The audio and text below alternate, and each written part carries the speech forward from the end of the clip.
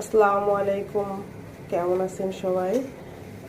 আজকে দেখাবো মাত্র 3 টেবিল চামচ গুঁড়া দুধ দিয়ে 250 গ্রাম লাচ্ছা সেমাই তৈরি।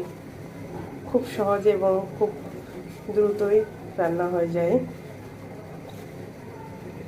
লাচ্ছা সেমাই কার কার পছন্দ কমেন্ট বক্সে বলে যাবেন প্লিজ।